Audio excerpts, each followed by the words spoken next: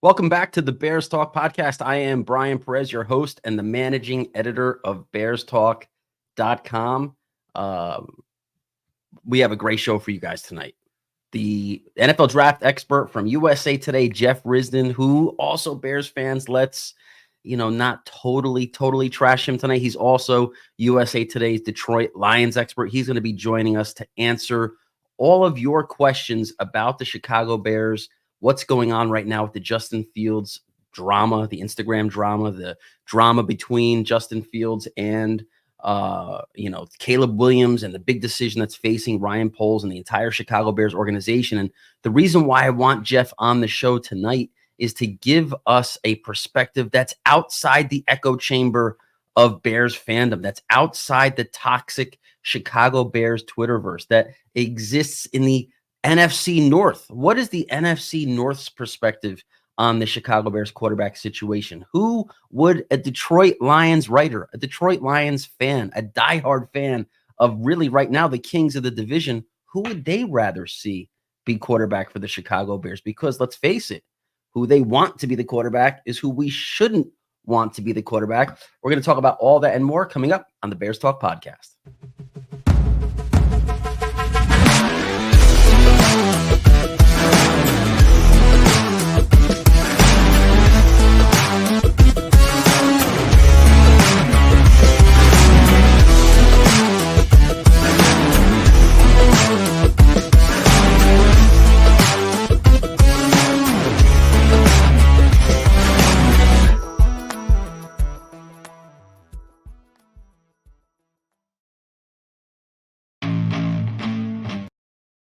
Bears fans, welcome in. A little technical difficulty there.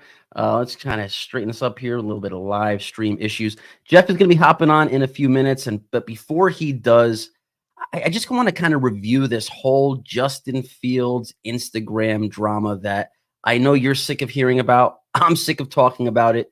I was on the Tape Never Lies podcast last night with those guys, Shane and Phil, and I had my moment. I had my rant about Justin Fields and this entire situation. And look, a lot of Bears fans out there on Twitter. Maybe some of you are going to be following along tonight. You feel free to drop your comment in the comment stream as well. A lot of you guys jumped on me for having this perspective or position that Justin Fields was intentional when he unfollowed the Chicago Bears on Instagram, that he knew exactly what he was doing, that Justin Fields was trying to take back some of the power in this powerless situation that he's in. I mean, the reality is, Justin Fields following or unfollowing or making trade demands or not making trade demands, it's not going to change anything that Ryan Poles eventually does.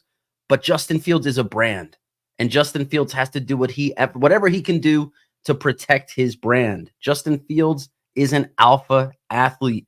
Justin Fields does not want to feel as if he has to sit back and let someone else decide his fate. So what is the most powerful thing that an athlete or celebrity can do in a passive aggressive way in today's society? Make a statement on social media, unfollow, retweet, share. It's an endorsement. It's a statement. It's their way of essentially, like Mike Greenberg said this morning on Get Up, a very passive aggressive way to say, trade me. That's what Justin Fields basically did on Instagram by unfollowing the Chicago Bears. Whether you like it or not, whether you're a Fields fan or not, whether you want to believe that Justin Fields really just needed a mental break so he can go on vacation in Amsterdam and Milan, wonderful. I mean, look, every athlete deserves that incredible vacation. And yes, it's nauseating at this point. The banter about Caleb Williams and Justin Fields every single day, all day long. Could you imagine being Justin Fields and having to deal with this nonstop debate where you're basically at the epicenter of possibly losing your job to a guy who's never done it before? You are basically being told you're going to get a second round pick back for you in a trade, whereas Caleb Williams could be a historic haul. Of course, Justin Fields has the right to unplug from all of that. But how he chooses to unplug from all of that is what is sending the message across the bow to Ryan Poles. Justin Fields didn't deactivate Instagram from his cell phone. Justin Fields didn't take the kind of steps that you would say are what an athlete would do if they're completely stepping away from social media, Justin Fields is still on Instagram. He's got 2 fewer follows today. One of them is the Chicago Bears. I mean, that is a very intentional act by Justin Fields, and it's something that I think I've been a very outspoken supporter of. The Bears should draft Caleb Williams. I think this is, if you're in that camp, if you're like me and you think the Bears are best served by selecting Caleb Williams with the first pick, the Justin Fields is such a good guy. The Justin Fields is a great locker room leader. The Justin Fields is a great culture guy argument. While it's still all true, we did see a little crack in that armor with Justin Fields' decision to unfollow the Bears on Instagram. Whether it was immature, whether it was calculated, whether it was brilliant strategy, the bottom line is it was the first moment that you didn't see a team first Justin Fields. You saw a me first Justin Fields. And that's going to weigh heavily in this decision if there's any decision left to be made. So we're about to bring on Jeff Risdon in about 30 seconds here. And before he comes on, let me fluff up Jeff a little bit. Jeff is a good friend of mine, longtime friend of mine, one of my favorite NFL draft minds in the space. He is the NFL draft expert for USA Today. That's the good news. The bad news is he's also the Detroit Lions expert for USA Today. So I know that's kind of like on a Chicago Bears podcast, you're bringing a Detroit Lions guy. Yes, I am. And here's why. Bears fans need to stop just hearing Bears fans telling you what to think or yelling at you for what you think. We need to find out what do the Detroit Lions, what would a Detroit Lions fan base feel like if the Bears rolled into 2024 with Justin Fields and a bounty of future first-round picks? Or what would that same fan base feel like if they got to face Caleb Williams now for the next 8 to 10 to 12 to 15 years? We're going to find out from Jeff what his knee-jerk reaction to that might be. And we're also going to pick his brain about the NFL draft. The Chicago Bears have more than just that first pick. The Chicago Bears have the 9th pick, which could be a top-tier receiver, a tight end, maybe another trade-back scenario. So we're going to bring Jeff on to pick his brain about the draft options for Chicago and just a bigger picture conversation about the NFC North right now. We're on the eve of free agency. What does a guy like Jeff think about this Bears team? Is this Bears team the 2022 Lions, where they made that big jump in 2023? Are we still a season away from that? We're going to find all that out in a second. Before I bring Jeff on, I want to remind all of you, ask questions in the comments section. This is where you can get, direct responses from one of the best draft minds in the industry. If you want your question to stand out above the rest, feel free to use that super chat option. It guarantees that Jeff and I will see it and we'll get around to it. So without further ado, let me bring my guy, Jeff Risdon. Jeff, first of all, it's been way too long for me to have you here on the podcast. And we haven't really, I know I did your radio show a few, maybe months back now. Down in the Senior Bowl. It feels like that was a lifetime ago, but here you are, my friend. We are now like fully in draft season. How are you surviving it so far? I am not getting a lot of sleep. I'm very much looking forward to being in Indianapolis next week and getting down there and doing the combine and everything. And just for a point for the people who are like, why are you getting a Detroit guy on? I technically live closer to Chicago than I do to Detroit. I can listen to Chicago radio over the air. Can't listen to Detroit radio over the air, so I'm not one of those people that's like living in a shell. Well, that's good. Look, you may have been considered a guy living in the shell for following and cheering for the Lions for all the years that they were in a very dark place in the NFL.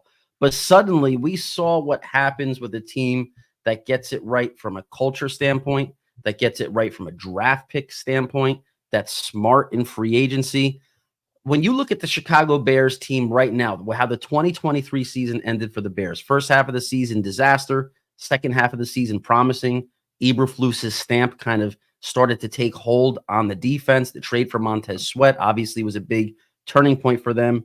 Do you think it's fair, or is it just recency, like comparison? Do you see the Bears being that team like the Lions, where the Lions in 2022, everybody knew something was cooking there, and in 2023 they shot right up to the top of the division? Where do you think the Bears fall on that spectrum of team comparison? Yeah, it's fair because the Lions started that year 1-6. They finished 9-8. They ended Aaron Rodgers in Green Bay. His last pass in a Packers uniform was thrown to Kirby Joseph, who plays for the Lions, which we still like to remember. Um, the the way that the Bears started building at the end of the season, you could see them becoming the Matt Eberflus Bears more than they were just a collection of players. And I think that's one of the big things that has happened in Detroit is that Dan Campbell and the organization they identified what it meant to be a Detroit Lion. And I think you're seeing the Bears sort of like, okay, this is what we want to be. This is the type of people that we want to get in here. Adding Sweat was a great example of that. They are building something better. I think they had a very good draft last year. And I think that's one of the ways that the Lions got better. Addressing the lines. I think Darnell Rice is going to be a great tackle in time. He's on his way there already. Adding Sweat as a guy he's a force multiplier for all the rest of the guys in the defensive line. They needed that alpha dog, and he's it. So, and Aiden Hutchinson was kind of that guy for Detroit. So yeah, there's some parallels to it. You got to get the quarterback right. That's obviously important, but the pieces are coming together. When you did my radio show last summer, we talked about how I thought the Bears could get to be that sort of team. Like they're a year behind the Lions. And it wouldn't shock me if they did rise up, but they got to get the draft right. They got to make good decisions in free agency. And sometimes the best decision is the guy that you don't sign. And we talked about that a lot in our past, Brian. But yeah, it's not absurd to think that the Bears can do next year, at least where the Lions started to get to this year. Now, winning playoff games, that's tough to do. Trust me, I know. I'm a 51-year-old Lions fan from Cleveland. I know how you lose football games. I also know how you win playoff games. So, Jeff, you've had a tortured fan experience until finally having that breakthrough this year. And the Chicago Bears fans have had a similar tortured experience when it comes to quarterback. We have basically never had that guy. It's not old news that the Chicago Bears, or it's not new news that the Chicago Bears have never had a 4,000-yard passer. Jay Cutler was supposed to be the guy. He wasn't the guy. Mitch Trubisky was supposed to be the guy. He wasn't the guy. You can go back years before that with the Cade McNowns and the Rex Grossmans and the Kyle Ortons and, the last great quarterback that actually looked like a modern-day offense was Eric Kramer in 1995. So we are really, really far off the radar when it comes to like even a Jared Goff type of winning style quarterback. And Jared Goff, maybe his numbers haven't been able to match what he did back at his peak, like fantasy football era, Jared Goff with the Rams, but he got pretty close in Detroit. The Bears right now, they are at that quarterback crossroads once again. And it's not a bad situation because no matter what happens, and I think this is something that Bears fans they lose sight of in the civil war that's on Twitter right now. They lose sight of the fact that there's really no mistake that can be made. Yes, the guy that you don't choose to keep around or don't draft might end up being better than the guy you choose, but the guy you end up with is still going to be a pretty damn good quarterback, whether that's Justin Fields or with the first overall pick, most likely Caleb Williams. I want to pick the brain of a Lions fan, and then we'll get into the brain of a draft expert, a talent evaluator. All the right. Lions fan sitting in Detroit for the 2024 NFL Draft. And Roger Goodell goes up on stage to announce the first overall pick. And one of two scenarios play out. The first overall pick is held by the Chicago Bears, and they draft Caleb Williams. Or the first overall pick is held by some other team and they draft Caleb Williams. Which scenario are Lions fans happier with? So one of the things that I think needs to be stressed is that Justin Fields has slaughtered the Lions with his legs. And that has been a massive talking point. It's actually one of the focal points this offseason is we have to get a defense that can stop running quarterbacks like Justin Fields and Lamar Jackson. And that's true. Williams is tough because Williams to me is a high variance type of outcome. Like, I look at him and he could be the best player in the league in 5 years. He could also be Zach Wilson 2.0. And the distance between those two is like the potential outcomes that you get with this guy are just so vast. You know, a lot of quarterbacks like CJ Stroud, you knew he was going to be good. Not everybody knew he was going to be this good this fast, but you knew that he was going to be good. Caleb Williams, like, I can see, like, there are things about him that bother me as an evaluator, that if he doesn't choose to fix them and the Bears can't fix them, I would be ecstatic as a Lions fan to have him locked up to a 5-year contract. But he can also be like better than Fields, better than, I won't say better than Stroud, because Stroud just grades higher than him for me, but he can be a very good starting quarterback, being better than Bryce Young was last year for sure. And that concerns me a little bit, because the Bears are getting better. They do have a decent enough line. They need some work, but they're on their way. They have some weapons. DJ Moore was a great pick. I think the running back situation, I love Rashawn Johnson. I love his potential going forward. And the idea that he can do some of the things, that Williams can do some of the things at the run game that Fields can do, yeah, that's a little intimidating as a Lions fan, because, again, we were the best run defense in the league against opposing running backs and the worst run defense in the league against opposing quarterbacks. If Williams can continue to exploit that, it's gonna make some Lions fans sweat a little. Don't you think, though, a defense will have the ability to eventually adapt and game plan to stop the running quarterback, especially if it becomes an off-season emphasis, as opposed to the quarterback who can just sling it all over the field and pick apart the defenses? So like when I'm sitting here thinking, well, if I'm a Bears fan and the Detroit Lions had the first overall pick, and they were choosing between keeping, let's say, Jared Goff, he's winning games and he's leading this offense, and he has proven he could be a 12-game winner in the league plus. Mm-hmm. And yet they still make the decision to somehow land Caleb Williams on that team. I'm having sleepless nights thinking about the dynasty that the Detroit Lions can be on because of the upside of Caleb Williams. And Justin Fields has not proven that he's even Jared Goff. That's true. Yeah, I get that. So from a draft talent evaluator perspective, I'm getting the feeling from you, Jeff, you're not as hot on Caleb Williams as maybe the masses are. No, I'm not. He's not even my number one quarterback. He's my number 3 quarterback. I like Jaden Daniels and Drake May better. You're going to gain get a lot of followers on X from the Justin Fields fan club, Jeff. This is exactly how you make a lot of Justin Fields friends. So there you go. So what is it about Caleb? You already kind of explained some of your Caleb concerns. Yeah. What is it about Drake May or Jaden Daniels or some of these other guys that you feel more comfortable about?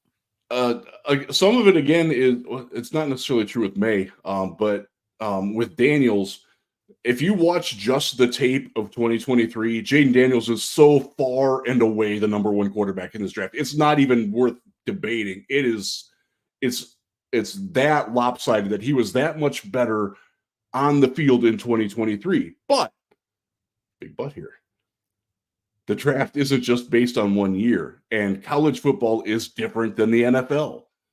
Some of the things that he did in college might not work in the NFL. I also think that way about Caleb Williams. The biggest thing for Caleb Williams, and I will further endear myself to the Fields crowd here, is the biggest complaints that I hear about Bears fans about Justin Fields is that he holds the ball too long. He doesn't make easy plays, and he makes things more complicated for himself by moving off of his point, by not necessarily delivering the ball when and where it needs to be from and to. You watch Caleb Williams, those are the same complaints. And I don't think he probably has a better arm, and I do think he has better in that natural accuracy. And you can see some of that with some of his throws. Like when he gets the ball out on a 5-step drop, when he's on that, when that back foot hits on the 5th step, he can deliver that ball, and it's gorgeous. The problem is sometimes his 5-step drop goes 6. Sometimes it goes and it veers to the left a little bit. Sometimes he just decides to run away from the pocket for no real reason, and it throws the entire spacing of their offense off. And you can see that in their receivers. They're like, Why are you right here? Oh, because he didn't throw the ball on time. There's a lot of that has to get coached out of him. Now, I will harken back. I covered Baker Mayfield as a rookie in Cleveland for his first 3 years, actually. And I specifically remember one drill in the first year that Baker Mayfield, who came from the same offense, the Lincoln Riley offense. I will not say that Baker Mayfield is as physically talented as Caleb Williams. That's absurd. But Baker's a pretty good quarterback. And one of the things that they had to teach him was how to count his feet going back. And I can see that same problem coming. I saw a little bit with Kyler Murray in Arizona. You see that this is more of a Lincoln Riley, that style problem. You've got to fix that. They had to teach Baker Mayfield how to throw the ball away. Like, they actually did a drill in practice one time. Like, you've got to open a receiver here, throw it 10 feet over his head. He couldn't do it. Like, it took a lot of work for him to do that. It's going to be that way with Caleb Williams too. And that's scary because not everybody's going to get that right away. And if you're taking him number one, and I think they are, he's going to be starting week one. Like, he's going to be learning on the fly in a very divergent style offense from what he's coming from. It's asking a lot for a dude. Can he do it? Yeah, he can. Like, again, I think he can be great. I just wouldn't bet on it with that. It's tough because you do see the obvious physical talent. You do see him make incredible plays, especially broken plays, but winning from the pocket and winning under system, as you know, I'm a volleyball guy. Winning in system is very important to do in the NFL. If you can't do that, you're probably not going to last too long. And that's my biggest worry with him, is that he's got to be able to. 5-step drop has to be 5 steps every time. It's got to be to the same spot every time. You've got to release the ball when it needs to get out. He holds the ball so freaking long, Brian. It drives me nuts watching this film because he's got dudes open. He's one of those guys, he refuses to take the layup. He intentionally makes life more difficult for himself, and that's very difficult to coach out, in my opinion. So what's his max upside to you? Where do you think Caleb Williams tops out at? So he is somewhere in the Russell Wilson pantheon. The good Russell Wilson, the one in Seattle that darn near won them a Super Bowl. He can be that guy. He has a lot of the same traits. You know, the effortless arm, just the delivery. Can throw the ball down the field on a dime from weird arm angles and from off positions. It's so natural. It's so fun.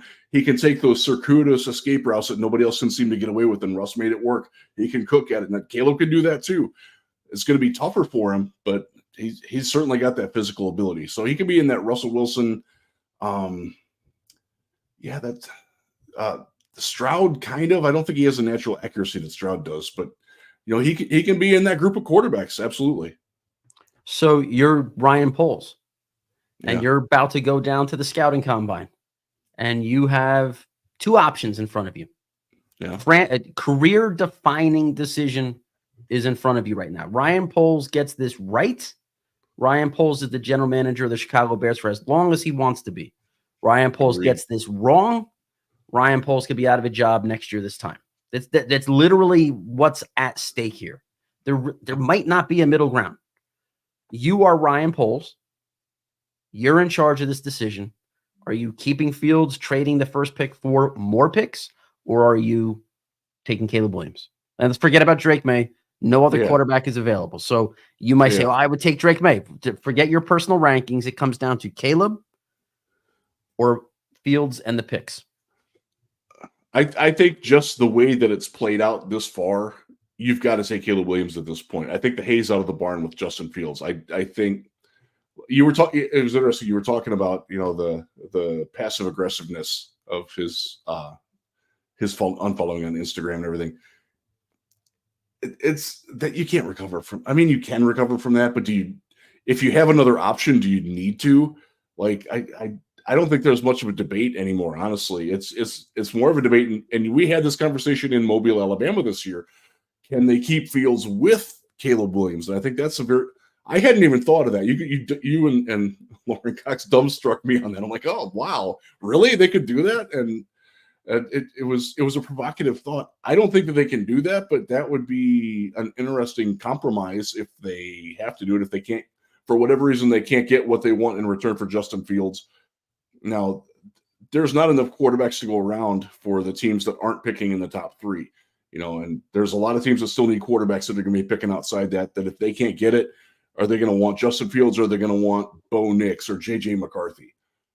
I'm taking Justin Fields in that situation. So I think that they're going to find that. So I think, I think you have to take Caleb Williams at this point. I don't think they've painted themselves into that corner. I just think that that's sort of the way that the paint has flowed around them, where like they don't really have another choice now.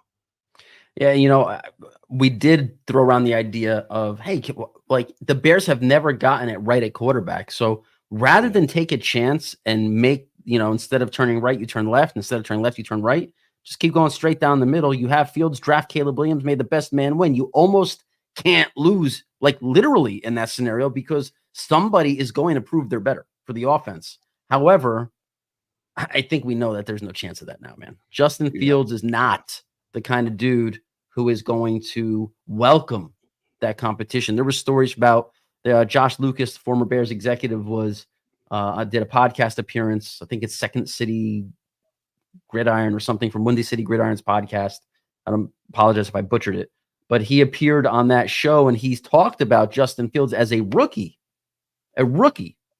being standoffish, almost unapproachable because Andy Dalton was starting the first couple of games, not really being open-minded to learning from the veteran experience of Dalton and Nick Foles at the time, and kind of missing an opportunity to maybe learn some valuable lessons from those guys. So if you're talking about the number 11 overall pick in the first round, not having, I don't want to say the respect for the guys ahead of him, the veterans, what is that dude going to be like after he's been starting for 2.5 years? And now he was basically told by everybody in the building, we use the most valuable asset that a team can have, the number 1 overall pick, on the guy that we think will replace you. It's not going to be kumbaya in that locker room. No. And it's especially combustible idea because the locker room is very much in support of Justin Fields right now. I've talked about this on other shows, Jeff, and I'd like to get your feelings on this. This time of year, when you have veteran players, like let's say there is a position issue, a position controversy, quarterback change, or a change at edge rusher, or a veteran's about to be shown the door, the writing's on the wall. This time of year, there's always seems to be that rallying of the troops inside the locker room, showing support for that veteran player, even though most analysts are saying that dude will be replaced by a rookie. I tend to think that that's just like a fraternal organization, right? Like the rookies aren't brothers in the fraternity yet because they haven't been drafted yet. They're not actually in the locker room. They're not actually on the practice field. So they're not going to get the support of the locker room until they're one of the guys in the locker room. And until then, whoever is here, that's who we rally around. That's who we support.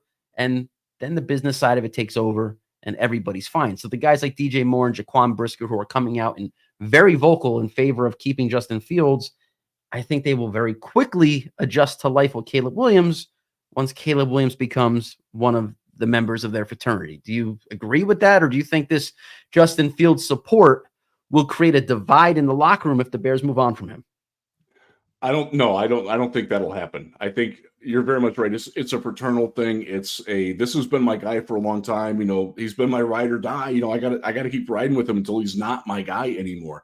But Caleb Williams, by all accounts from USC and Oklahoma before that, and people that I've talked to who have worked out with him are like, he's a great guy. Like he's going to be you're not going to have to worry about his leadership or his ability to rally people around him.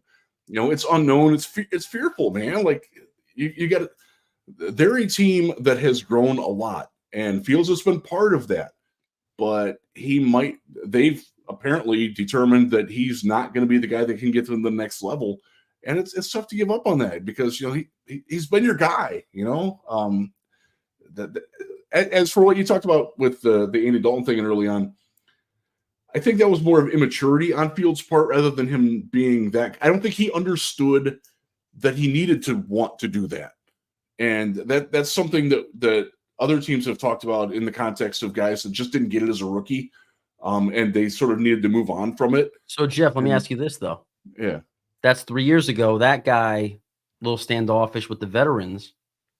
I mean, shouldn't he know better not to unfollow the Bears on Instagram by now? Probably, but I mean, I don't know. And that's one of the reasons. That's quite frankly one of the reasons why the Bears might be wanting to move on from him, like because he's still not getting what they're trying to achieve and attain. As you know, Brian, I'm an incredibly aggressively passive aggressive person. My wife chastises me for that all the time, and I think this was that kind of a move from Justin Fields. And I like to think that I understand when I'm doing it, that I have a purpose to it, but sometimes I'm just an ass, and maybe he's just being an ass, you know. And look, if that's the case, like I said, I think a lot of and then you're making the right decision if you're moving on from him. It's right. sort of a litmus test for them. Like, is he going to buy in? Is he going to be a guy who's going to play ball with the way that we want to play ball? And it's apparent that he's not. And that's, you know what this also tells me, Jeff. Last year, this time, Justin Fields was totally cool with the Bears having a number 1 pick. Justin Fields didn't care about the Bryce Young or CJ Stroud conversation. You know why? Justin Fields knew they were trading the pick. Justin Fields knew he was their guy. Justin Fields had those assurances by the time the scouting combine rolled around. The Bears were ready to make that deal. They made that deal a few weeks after the combine ended. That didn't happen just randomly one night. That was the plan in place from the moment they secured that first pick.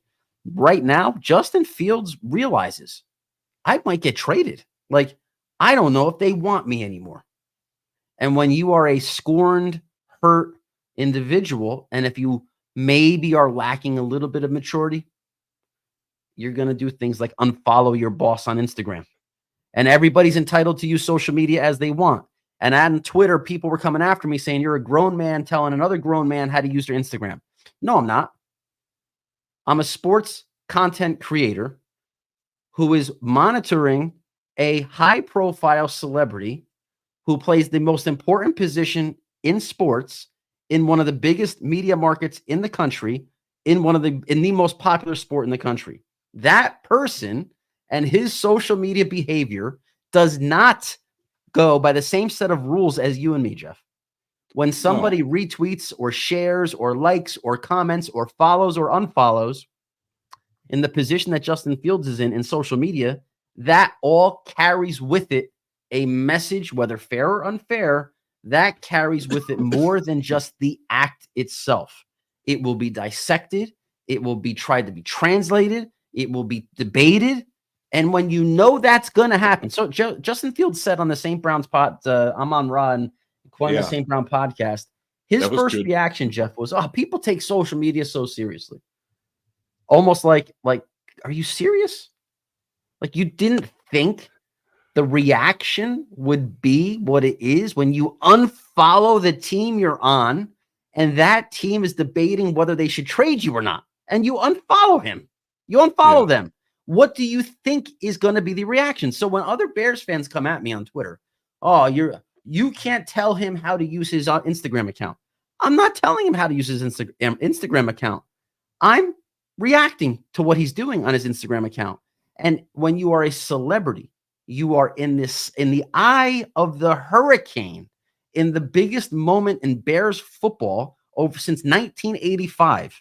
This pick is arguably the biggest moment since the day the Bears won the Super Bowl. You are in the middle of that firestorm, and you click unfollow the Chicago Bears. That ain't an accident, man.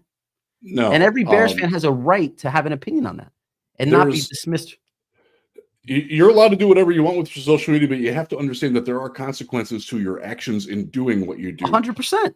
And I will say this as somebody who covered Odell Beckham Jr. When he played the same card that Fields did. Like, I can't believe people care about this, but then he's like, this is a guy who would go to the locker room and instantaneously Google his name and check his name on Twitter as soon as every practice was over.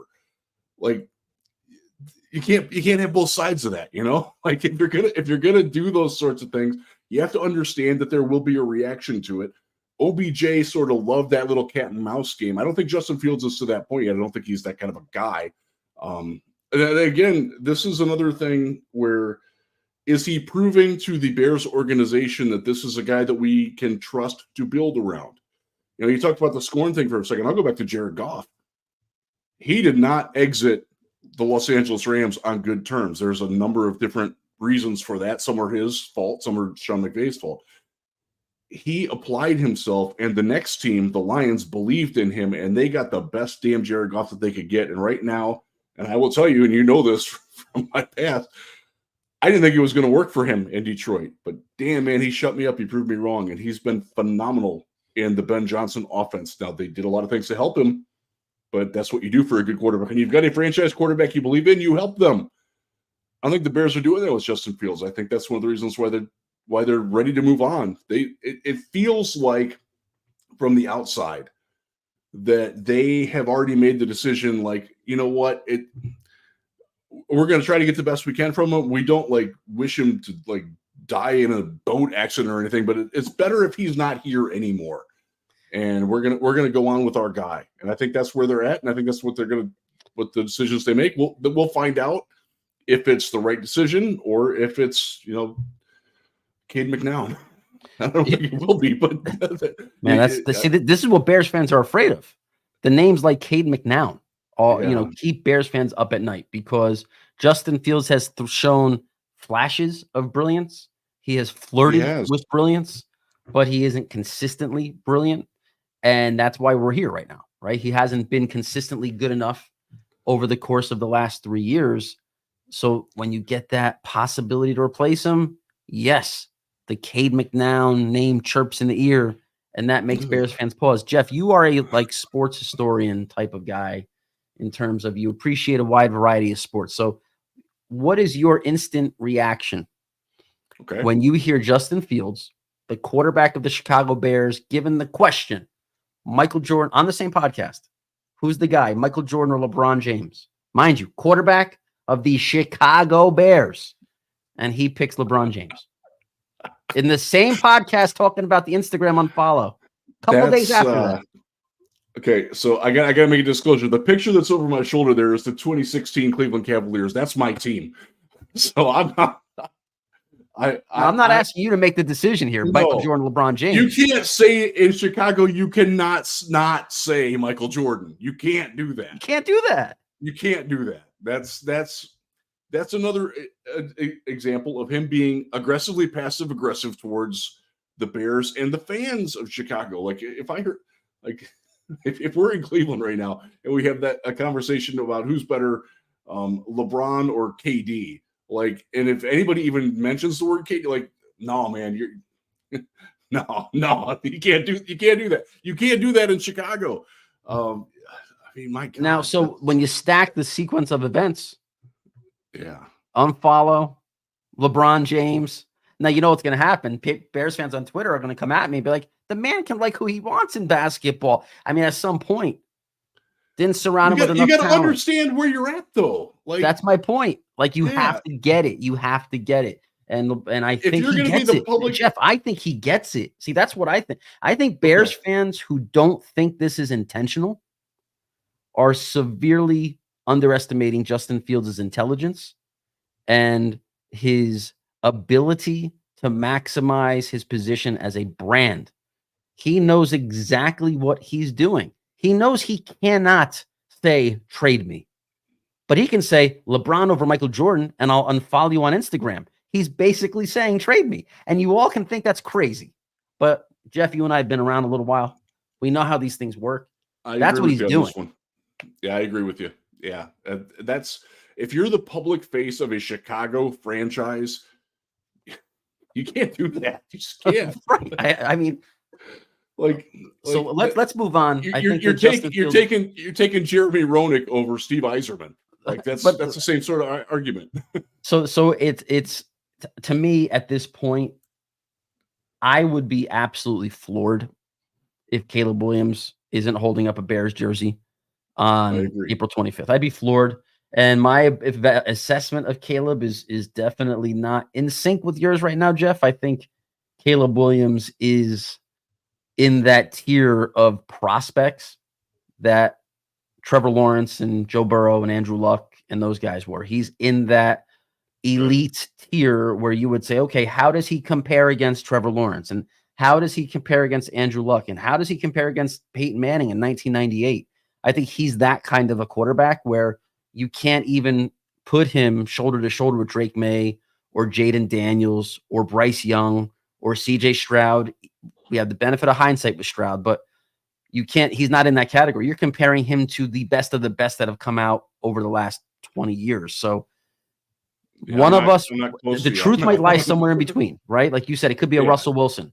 Bears fans will love that. Seahawks, Russell Wilson, sign me up all day, every day for that. But the Bears can't find out the hard way that he is that guy on someone else's team. That's a fireable offense. But let's move on to the number 9. I would agree with that too. Yeah, you have to. Let's go to the number 9 pick, Jeff. Right. I think what we know right now about this year's draft is the top 10 is like a gold mine for teams that need help on offense. You got 3 quarterbacks who seem like they're locks to be top 5 picks. You have 3 receivers who seem like they're locks to be top 10 picks, 2 offensive tackles, and a tight end. It's like a partridge in a pear tree, right? You got 10 dudes who are plug and play instant starters, top of their class. Rome Odunze and Malik Neighbors would be wide receiver 1 in any other draft except for the one with Marvin Harrison Jr. Brock Bowers is tight end 1 in probably even the Kyle Pitts draft. Joe Alt is offensive tackle 1 in a lot of drafts over the last few years, or Olu, whoever your choices. And like I said, Caleb Williams, he's QB1 in a lot of the most recent drafts. So it's a gold mine for offensive talent. And the Bears defense looks like it's coming around. Yes, they can need an edge rusher, and there is some help in the secondary now that they might be fishing for at some point in the draft. But at number 9, let's say they're just going to reinvest in the offense. If they take Caleb Williams number 1 at the 9th pick, they're going to double dip again on offense. Of all of those top guys, who do you see falling to number 9 as a realistic pick, and who is the dream pick that would take a little luck for that guy to fall? Rome would probably be, of the receivers, the most likely to fall, because I think Neighbors and Harrison could very well go 4 and 5 in this draft.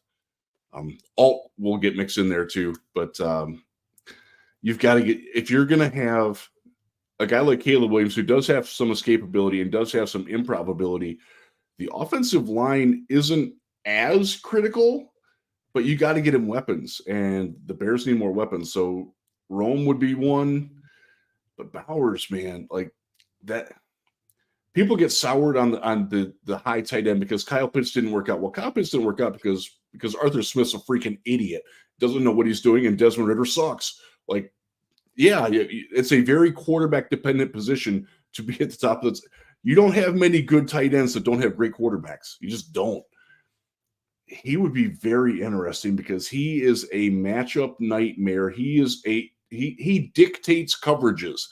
And if you're a young quarterback, you want to be able to understand what the defense is going to be trying to do to you. When you move Brock Bowers around, you're going to know where the blitz is going to come from. You're going to be able to read your coverage. You're going to be able to understand where your reads are, presuming that he can learn to go through those better, because that's another knock that I have on Caleb. He's got to read the field more willingly. I think he can read it. I've seen him do it. I just think he needs to want to do it more. That makes sense. And I think Bowers is a guy that can make that happen. So I would go with one of those two guys. And again, both of those guys are. Brock Bowers is my number 2 overall player. Odunze is number 6. So you're looking at very, very good players there. And I agree with everything you're saying about Bowers. To me, Brock Bowers is wide receiver 4 in this draft, right? He's a tight end, but he's wide receiver 4.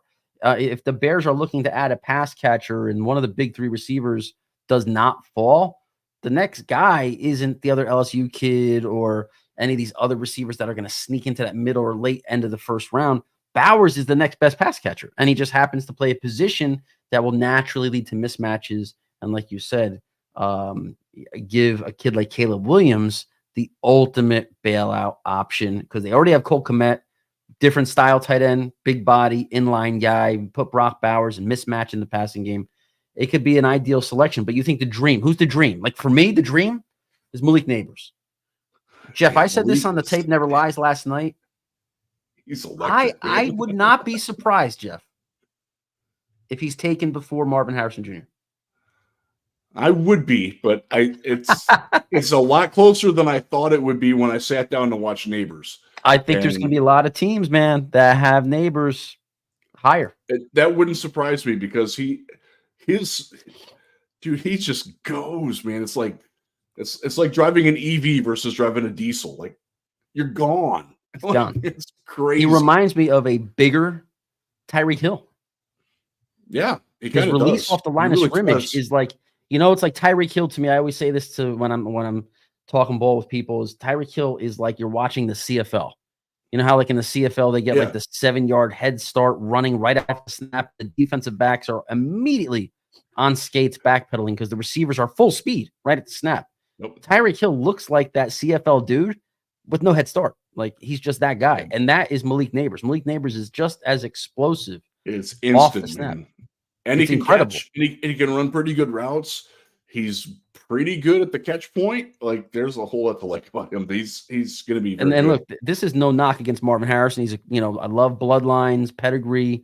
He's an elite athlete. He's clearly going to be a top shelf wide receiver in the NFL. But I think what's going to happen is you're going to see at the scouting combine a guy like Malik Neighbors maybe look a little prettier in shorts and a t-shirt and start creating that swell of possibility of, hey, maybe Neighbors is going to be the guy who, we've seen it before. I mean, we have seen draft classes where you had these, Edgerrin James and Ricky Williams was so close, and at the very end, that gap almost closed. You had Julio Jones and AJ Green, that gap almost closed. That was what I was thinking about right there with what we're talking about with the receivers there.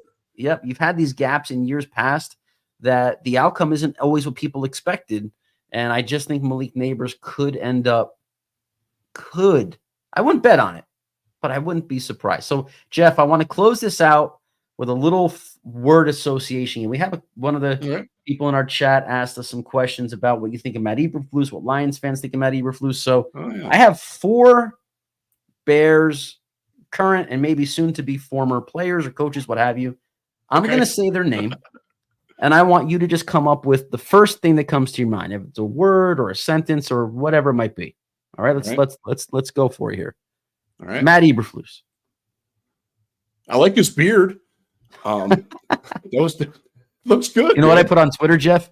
Matt Eberflus now has the "I'm about to draft a generational quarterback" glow, the afterglow. And that he's watched, you know what, Jeff? He's watched some tape now. He's caught up on scouting, and my man looks good. He's got a tan. He does look good. Looks like he's hit the gym a little bit. It looks like he's more in shape. That's a guy that's confident in what he's doing, and that's important. That's a man who's confident in the quarterback he's about to put on the field. I would hope so for his sake. I would say that the thing is he's growing into being a head coach because this guy's never been a head coach before. It's different. I think he's much more in tune now with what he needs to do as a head coach running an organization with so many disparate parts. He looks a lot more ready for the job this year than last year. And that's not to say that I think he's a good hire. I think he's a good coach. I think he's going to you're going to see him do better at a lot of things in the second year just because he's done them before and hadn't done them before. And I think to your point, he looks like he's comfortable being Matt Eberflus. And not sure that I got that vibe all the time last year. DJ Moore. Oh, he's good. He's your difference maker on offense right now and a building block for whoever is throwing them balls. You need a number 1 receiver. He's your number 1 receiver. Montez Sweat. So I'll bring at this one from a Lions perspective. There were a lot of Lions fans who really wanted the team to trade for Montez Sweat, and it would have been great. I think he was transformational in how he reestablished the depth chart on the defense and locking him up to the way that they did. That makes this draft a lot easier for them to. Obviously, you're losing a second-round pick. What was it? It's pick number 40, right, or 41? If you're, I think it's number 40. Yeah, 40. If you're drafting number 40, you pray to God that player would be anywhere close to as good as Montez Sweat is. Great pick, great acquisition, and a guy that's going to be a problem for Detroit for a long time. Even though we have a phenomenal offensive line in Detroit, he's one of the rare guys that can give Penei Sewell trouble with that freaking one-arm stab rush, man. I love that. Yeah, he's a dude. Last but not least, Let's play Jeff Risdon, fortune teller, crystal ball, reading your tarot cards here. All right. Where is Justin Fields playing in 2024? I'm going to say he goes to Atlanta, goes back home where he's from, and is the starting quarterback for the Atlanta Falcons, and they can win the NFC South if he's the guy that he was in Chicago last year. Because that's a good football team down there that got slept on because, again, their coach was a freaking idiot, did not know what he was doing. They've got weapons. They've got an offensive line. They've got a decent young defense. I think he's going to wind up down there, and I think he'll be good. And you know how this goes. He's forever going to be judged by how Caleb Williams is, but more to the point, Caleb Williams is always going to be judged by, like, we gave that guy up and he just won 2 NFC South titles in 3 years. Like, that's what you're signing up for. You got to be able to take that risk. If you're that comfortable in Caleb Williams, you do that. And the Bears seem to be that way. And that's, more power to them. As a Lions fan, I'm not terribly concerned about that right now because I think our team is really, really good. But if Caleb clicks and he can, then we got a lot of fun at the top of the NFC North for a while. Jeff, where can Bears fans follow your NFL draft work? Because they're not looking for your Detroit Lions work. Although if you want to get an inside scoop and you want to get to know the enemy, you really should follow Jeff's Lions work because he's the best of the best. Where can they follow your NFL draft work? Well, thank you, Brian. Draft Wire, USA Today. I actually filled your shoes once upon a time there, so I appreciate that. We put up a lot of stuff today. I sat in on the Daniel Jeremiah 2-hour conference call today. Thankfully, I didn't have to transcribe it, but I did have to take notes from it. We got all kinds of stuff coming up there. Myself and Kurt Popejoy, who's a Steelers guy, we run Draft Wire. We have a lot of fun with that. And if you're ever driving up to South Haven, Michigan, which I know a lot of people in Chicago do, just based on the license plates that are around here. I live in Holland, Michigan.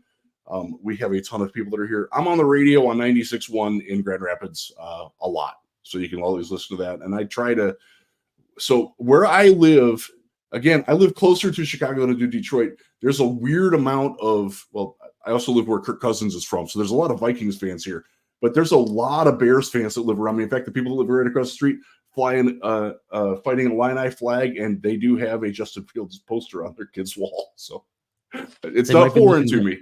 They might have to find a quick replacement for that one. Jeff, I really appreciate you coming on. Look, Bears fans also on Twitter. You can follow Jeff at Jeff Risdon. Very straightforward and simple.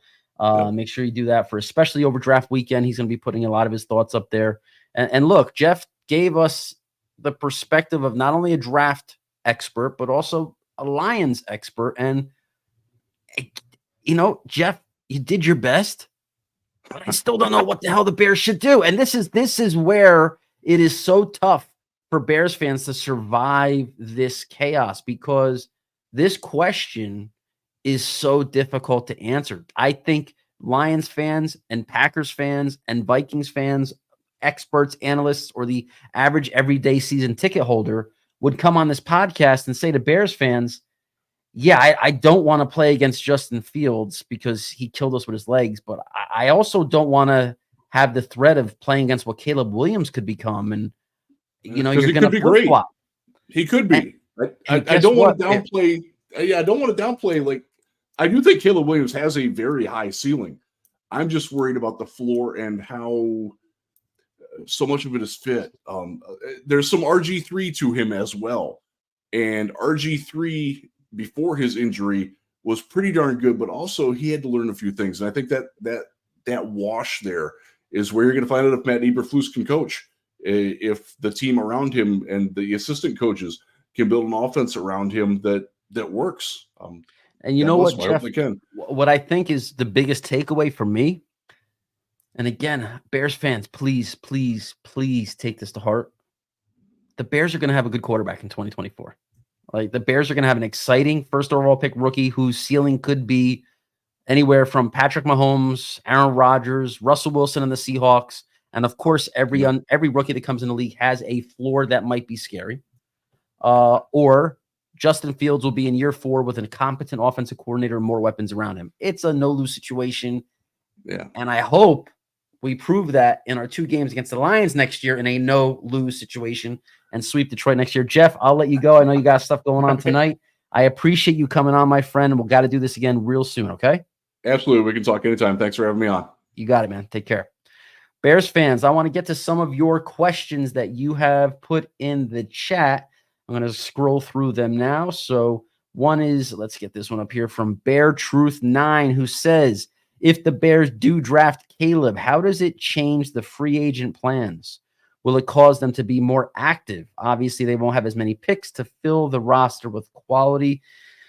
Honestly, I don't think free agency is going to be determined by what the Bears do at number 1 overall, because the number 1 pick, if they use it on Caleb, it's a quarterback, right? And if they don't use the number 1 pick on Caleb, they have their quarterback in Justin Fields. So the decision at quarterback is not going to change their decision or strategy in terms of who they sign in free agency. I understand the logic in terms of how will they accumulate more picks in the 2024 draft to fill some holes. If they don't have the extra picks, they can't fill them in the draft, so they got to spend money on free agents. But I think that's more if they trade Justin Fields. I think if they trade Justin Fields, they will acquire a 2nd rounder, maybe a 4th rounder in a deal like that, which is what really would be allocated toward filling some of the needs with rookies rather than having to overpay in free agency. Trading the number 1 overall pick is not going to result in a return of like filling holes on the roster in this year's draft with whatever you get back for that pick. That pick will flip into future number ones. That's like franchise building picks. It's not filling the holes in an offseason. So I don't think the Bears free agency plan will be impacted one bit by the decision they make at quarterback. This question really was probably more for Jeff. How do Lions fans view Matt Eberflus? Do they think he's a good coach? Yeah, Jeff kind of talked about that, right? He talked about Matt Eberflus and how he seems to be a fan of Eberflus, thinks that he's settling in to his role as a head coach. He was a first-time head coach in year 1 during an absolute, utter roster teardown. I don't think any coach would have had a chance to have a winning record with the roster that was in 2022. In 2023, he won 7 games. He won 5-3 over the second half of the season. And yes, we know about the fourth quarter collapses and the wins that they could have had. They could have been a playoff team in 2023 had there been some better in-game decision-making. Learning experience, just like young quarterbacks learn, first-time head coaches learn too. I think Eberflus has more respect around the league than maybe even Bears fans give him. Let's kind of go through here. We'll take one more question from Yatazaka ES. I, again, will butcher that. He asks if Latu slips to the 2nd round because of medicals, would you trust drafting him there? I think that's exactly where you would want to draft a guy who has a possible medical issue, is the 2nd round. The risk is much lower. You're not investing that 1st round contract, the big money contract into a guy. Yes, you would like to see your first 2 picks of any NFL draft evolve into somewhat long-term starters, impact players, especially for the Bears. If they get a 2nd round pick, first of all, let's remember they don't have a 2nd round pick.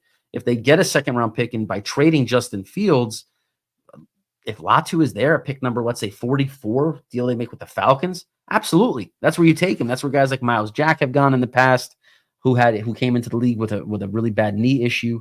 The injured guys with 1st round talent tend to get picked up in the 2nd round, unless the injury is so bad that it could be a career-threatening issue.